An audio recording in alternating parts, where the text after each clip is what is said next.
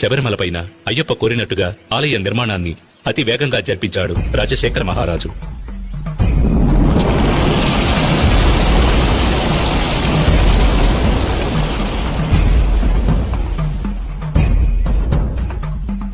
ఆ ఆలయంలో జీవిత తత్వాలను వివరించే విధంగా 18 మెట్లను కూడా ఏర్పరిచాడు.